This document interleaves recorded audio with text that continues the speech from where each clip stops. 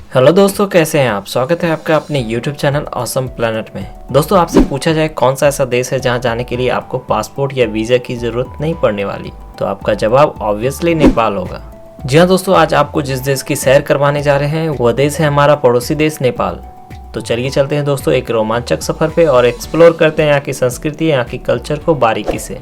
दोस्तों, वीडियो को स्टार्ट करने से पहले आप अगर हमारे चैनल पर नया है तो चैनल को सब्सक्राइब करना ना भूलें। तो चलिए चलते हैं दोस्तों इस रोमांचक सफर पे। दोस्तों, नेपाल मात्र एक ऐसा देश है जहां जाने के लिए आपको पासपोर्ट या वीजा की जरूरत नहीं पड़ने वाली। इसकी खास वजह है इंडिया नेपाल का आपसी रिश्ता। दोस्तों, नेपाल को देवताओं का घर भी कहा जाता है। इसका अंदाजा इसी बात से लगाया जा सकता है कि जहाँ एक और बर्फ से ढकी पहाड़ियां हैं तो दूसरी ओर तीर्थ स्थल है। दोस्तों, नेपाल को विश्व की छत भी बोला जाता है। यहाँ की एवरेस्ट पर्वत दुनिया की विशालतम पर्वत श्रेणी में शुमार है, जो कि बयां करती है कि गौरवशाली इतिहास को।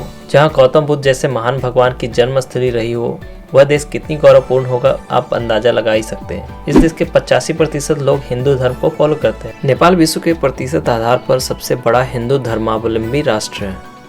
दोस्तों, नेपाल की सुंदरता को बयां नहीं किया जा सकता। आप जब भी कभी नेपाल ट्रिप पे जाएंगे तो पता चलेगा कि यहाँ की संस्कृति भारत से बिल्कुल मिलती जुलती है। आपको ये पता नहीं चलने वाला कि आप भारत देश में हैं या नेपाल में हैं। आपको ये दूसरा होम टाउन मालूम प्रतीत होगा। दोस्तों, नेपाल पूरे दक्षिण एशिया का सबसे पुराना देश है, जो कि फैला हुआ है 1,47,181 स्क्वायर किलोमीटर में। नेपाल की राजधानी काठमांडू है और यह नेपाल की सबसे बड़ी सिटी है। टूरिस्ट लोग ज्यादातर इसी शहर में रहना पसंद करते हैं। काठमांडू घाटी सबसे खूबसूरत घाटियों में से एक है। यहाँ की खूबसूरत दृश्य आपका भाव विभोर कर देगी। दोस्तों, अगर हिमालय की बात करें तो हिमालय पर्वत श्रेणी 5 देशों में है, जो कि नेपाल, भूटान, इंडिया, चाइना और पाकिस्तान में है। परंतु सबसे ज्यादा एरिया जो कवर करती है वो नेपाल की है। दोस्तों, दुनिया की सबसे ऊंची 14 हिम श्रृंखलाओं में से 8 नेपाल में है, जिसमें दुनिया का सबसे ऊंचा शिखर माउंट एवरेस्ट भी एक है, जिसे नेपाल में सागर माथा के नाम से जाना जाता है और यह मौजूद है चाइना नेपाल बॉर्डर पे। दोस्तों, नेपाल की नेशनल फ्लैग एकमात्र ऐसा झंडा है जो कि आयताकार या वर्गाकार नहीं है। यह 2 त्रिभुजाकार आकार का है। ऊपर के त्रिकोण में चंद्रमा और निचले त्रिकोण में सूर्य शामिल है। इस झंडे का डिजाइन 2000 वर्ष से भी अधिक पुराना है। दोस्तों, नेपाल में लगभग 129 तरह की कुल भाषाएं बोली जाती है, जिसमें से 44% लोग नेपाली भाषा का प्रयोग करते हैं, जो कि यहाँ की ऑफिशियल लैंग्वेज है। और दूसरी सबसे ज्यादा बोली जाने वाली भाषा मैथिली है, जो कि बिहार में काफी प्रचलित भाषा है। यहाँ की 6% लोग भोजपुरी बोलने वाले भी मिलेंगे। दोस्तों, नेपाल की करेंसी नेपाली रुपीज है और भारत की 1 रुपये यहाँ की लगभग 1 रुपये 60 पैसे के बराबर है। दोस्तों, नेपाल एक गरीब देशों की गिनती में आता है। यहाँ की मैक्सिमम लोग कृषि पे निर्भर करते हैं। 65% से ज़्यादा लोग कृषि कार्य में इन्वॉल्व हैं। नेपाल में हाइड्रो पावर की भारी संभावनाएं हैं, इसलिए बड़ी संख्या में विदेशी कंपनियां नेपाल में निवेश करने की इच्छुक है। लेकिन राजनीतिक रुकावट के कारण यहाँ यह उद्योग नहीं लग सका है। दोस्तों, नेपाल की आधी से ज़्यादा जनसंख्या $1 प्रतिदिन प्रति व्यक्ति इनकम है, जो कि बहुत ही दयनीय है। इसलिए यह देश गरीब देशों की गिनती में आता है। नेपाल में जब भी कोई आपदा आई है तो भारत हमेशा नेपाल का साथ खड़ा रहा है और हमेशा हर तरह की आर्थिक मदद की है भारत। 2015 में नेपाल में भयंकर भूकंप आया था, जो कि यहाँ के जीवन को तहस नहस कर दिया था। लगभग 9000 के आसपास लोग इस भूकंप में अपनी जान गंवा दी थी। नेपाल की स्थिति को फिर से मुकाम पे लाने के लिए भारत की तरफ से नेपाल को $1 बिलियन की राशि डोनेट करी थी।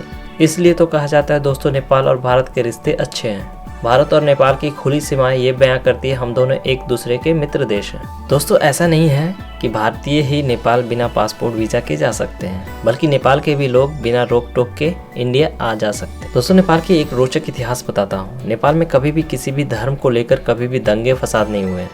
यहाँ के लोग काफी एकता के साथ रहते हैं। ये चीजें इन्हें एक खास नागरिक बनाती है।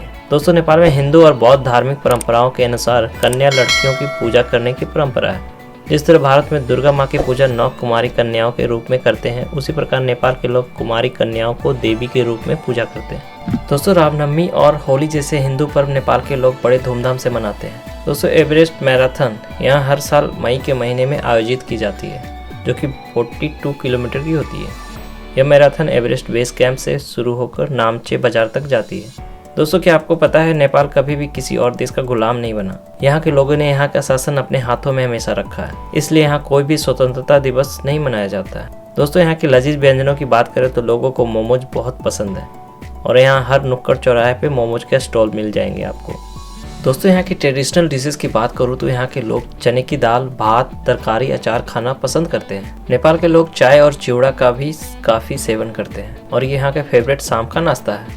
नेपाल की नेशनल एनिमल गाय है। जिस तरह भारत में गाय को माता का दर्जा दिया जाता है, उसी तरह नेपाल में भी गाय की पूजा की जाती है। दोस्तों गिनीज वर्ल्ड रिकॉर्ड में शामिल चंद्र बहादुर दांगी, जो कि शॉर्टेस्ट मैन का खिताब प्राप्त है, वे नेपाल से हैं, जिनकी हाइट लगभग 1 फीट 9.5 इंच है। दोस्तों जिस तरह इंडिया में संडे की छुट्टी रहती है, वैसे ही नेपाल में शनिवार को सरकारी छुट्टी होती है। दोस्तों नेपाल के लोग अतिथियों का अभिनंदन हाथ जोड़कर नमस्ते शब्द का प्रयोग करके करते हैं। दोस्तों नेपाली कैलेंडर के अनुसार नव वर्ष न्यू ईयर 13 अप्रैल को मनाया जाता है, न कि 1 जनवरी को। दोस्तों गोरखा लोग यहीं से ताल्लुकात रखते हैं। कहते हैं ये लोग काफी बहादुर और निडर होते हैं, जो जान की परवाह नहीं करते हैं। तो दोस्तों अब आपको ऐसी रोमांचक पर्यटक जगहों के बारे में जानकारी देने जा रहे हैं जो कि नेपाल की ट्रिप में आपको शामिल करना चाहिए। दोस्तों पहला है लुम्बिनी।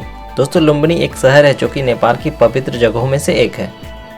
भारतीय राज्य उत्तर प्रदेश के ककराहा नामक गांव से 14 मील दूर इंडिया और नेपाल के बॉर्डर के समीप नेपाल के अंदर एक जगह है जिसे लुम्बिनी के नाम से जाना जाता है। इस प्लेस के बारे में बहुत सारे इतिहासकार कहते हैं कि बुद्ध की माँ माया देवी जब कपिलवस्तु से देवदह जा रही थी तो बीच में किसी साल वृक्ष पेड़ के नीचे आराम करने के लिए रुकी थी।